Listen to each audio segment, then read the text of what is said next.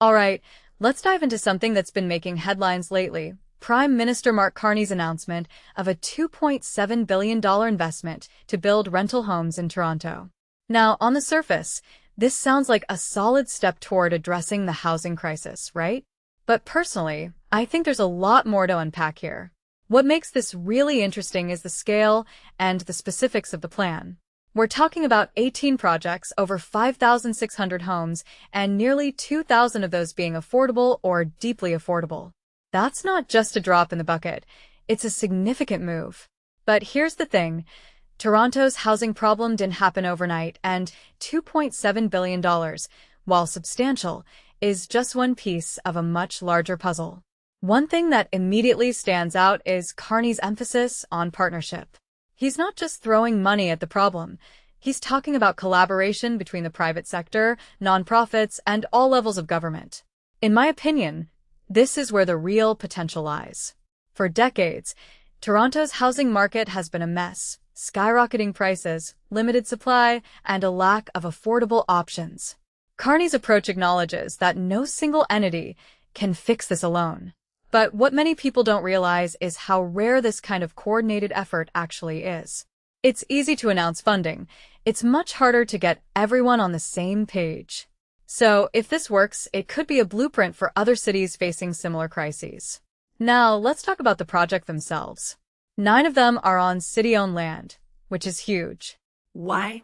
Because it cuts through a lot of the red tape and land availability issues that often stall development. Carney mentioned that these projects were already approved but stalled due to financing. That's a detail I find fascinating. It's not that Toronto didn't have plans, it's that the money wasn't there to execute them. This raises a deeper question. How many other cities are sitting on viable housing projects that just need funding? If you take a step back and think about it, this could be a wake-up call for how we prioritize public investment in housing. Another aspect that caught my eye is the focus on location. These homes aren't being built in the middle of nowhere. They're near subways, schools, and grocery stores.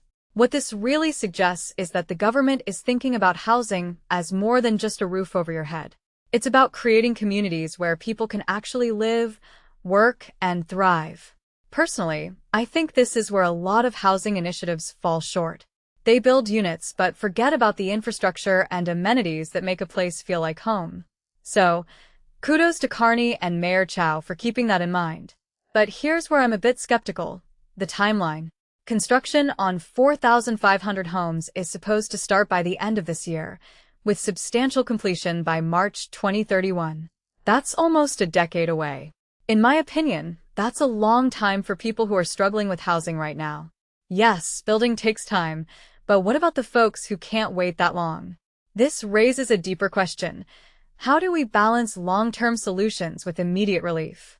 It's a tough nut to crack, and I'm not sure this plan fully addresses it. Lastly, let's talk about affordability. Nearly 2,000 units are labeled as affordable or deeply affordable, but what does that actually mean?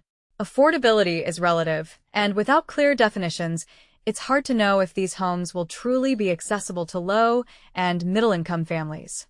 What many people don't realize is that affordable housing often still requires a significant portion of a person's income.